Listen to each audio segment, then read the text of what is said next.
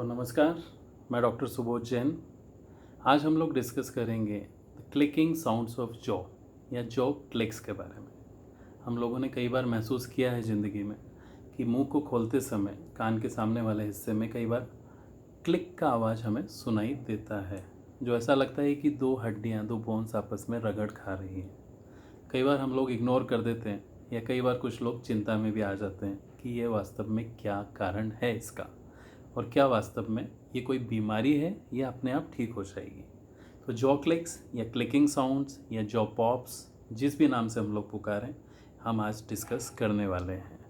तो दोस्तों, वस्तुतः होता क्या है कि हमारा जो जॉ है, इसका नीचे का जो बोन है यह मैंडिबल कहलाता है, और स्कल का जो बोन है, इन दोनों के बीच में एक जॉइंट होता है, टेम्पोरल भाग और मैंडिबल के बीच में, जिसे टेम्पोरो मैंडिबुलर जॉइंट भी कहते हैं।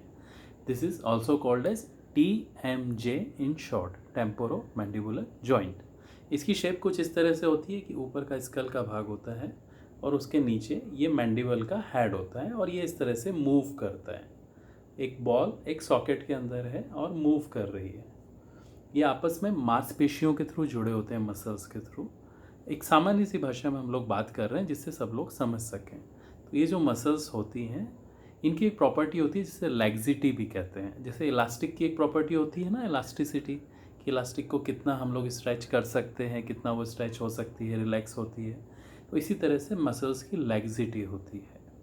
तो कई बार जब स्ट्रेस की कंडीशंस होती हैं, तनाव के कारण होते हैं, तब इसकी लैक्सिटी में अल्ट्रेशंस आ जाते हैं। केसेस क्या होते हैं, जैसे कोई स्टूडेंट है जो एग्ज़ाम दे रहा है, किसी को नींद कम आ रही है, ऑफिस का स्ट्रेस है या घरेलू स्ट्रेस है। मैं इसे आज के मॉडर्नाइजेशन का बाय प्रोडक्ट भी बोलता हूँ, स्ट्रेस को, कि जो भी आधुनिकरण है उसका एक बाय प्रोडक्ट हम लोगों को, ह्यूमंस को मिला है, जो एक तनाव स्ट्रेस के रूप में daily day to day life में लगभग सभी इसको फील करते हैं। तो ये स्ट्रेस के कारण जो मसल्स की लैक्सिटी में अल्ट्रेशंस आ जाते हैं, उसी के कारण ये कई बार एकदम से बोन जब मूव करता है तो क्लिक की आवाज़ के साथ में वो कहीं पर अटक जाता है या एक झटका खा लेता है, हम लोग सामान्य भाषा में समझें, और इसी को हम लोग जॉ क्लिक्स के नाम से जानते हैं। कई बार क्या होता है, जब ये तकलीफ बढ़ती जाती है, लैक्सिटी में अल्ट्रेशन लंबे समय तक हो जाता है, तो ये मूवमेंट करते करते बोन अटक जाती है ऊपर के जॉ से निकल के, जॉइंट से। इसको लॉक जॉ भी बोलते हैं। कंडीशन में मुंह खुला का खुला रह जाता है इस प्रकार से, और फिर ऐसे समय पर डॉक्टर्स की ज़रूरत पड़ती है। तो ये डॉक्टर्स की ज़रूरत नहीं पड़े, जॉज़ में पेन भी नहीं हो, तो हम लोग इसके लिए क्या कर सकते हैं। पहली चीज़, आप लोग सभी समझ गए होंगे कि तनाव से मुक्त जीवन हमें जीना है। भाई सब लोग जानते हैं, भाई नींद पूरी लेनी है, स्ट्रेस कम लेना है, मानसिक स्वास्थ्य अपना अच्छा रखें, सब सामान्य सी बातें हैं। लेकिन ये अगर क्लिकिंग साउंड हो जाता है डे टू डे लाइफ में, अगर हम लोग स्ट्रेस फ्री नहीं रह पाते हैं, तो फिर क्या करें। तो मैं सिंपल सी आपको कुछ एक्सरसाइजेस बताऊंगा जो आपको इसमें हेल्प करेंगी। पहली चीज़ है, खान पान में हमको एंटीऑक्सीडेंट्स का प्रयोग बढ़ा देना है। एंटीऑक्सीडेंट प्राकृतिक रूप से आपको ग्रीन टी में मिल जाता है, लेमन्स में है, टमाटोज़ के अंदर है, पपीते के बीज हैं, और भी आप गूगल पे सर्च करेंगे तो बहुत सारी चीज़ें आपको मिल जाएंगी जो प्राकृतिक रूप से एंटीऑक्सीडेंट्स का काम करती हैं। तो उनका सेवन बढ़ा दें। साथ में जब भी आप खाना खा रहे हैं तो आपको खाना धीरे धीरे चबा के खाना होगा। टीवी वगैरह मत देखिए, क्योंकि कई बार क्या होता है, हम लोग बहुत फास्ट मूवमेंट्स कर जाते हैं। तो ये फास्ट मूवमेंट्स में जॉज, जब भी आप खाना चबा रहे हैं तो ये जॉज में कान के सामने वाले हिस्से में आप देखेंगे TMJ है, मुंह खोला तब आपको उभार फील होता है, दैट इज़ टेम्पोरो-मैंडिबुलर जॉइंट।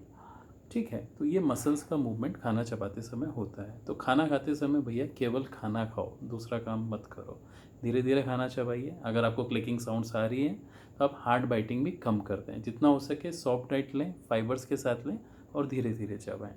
दूसरी चीज़ होती है, जब भी आप यॉन कर रहे हैं, यॉन कर रहे हैं मतलब उबासी ले रहे हैं, तो यॉनिंग के समय आपको यहाँ पर जॉ को सपोर्ट दे देना है कि मुंह पूरी तरह से एकदम से बड़ा नहीं खुले, ज़्यादा स्ट्रेच नहीं करें, क्योंकि मस्त जैसे इलास्टिक नहीं ख़राब हो जाती है पुरानी, पूरा खींचा तो टूट जाती है, तो उसी प्रकार से ज़्यादा जबड़ा खोलते समय आपको सपोर्ट करना है। ज़ोर से अगर शाउट कर रहे हैं, चिल्ला रहे हैं, तो कोशिश करें पहली बात तो कि चिल्लाना ही नहीं है, और ऐसी ज़रूरत भी होती है तो जॉस को आपको सपोर्ट हर समय करना है, उबासी लेते समय भी और बहुत हार्ड बाइट करते समय भी।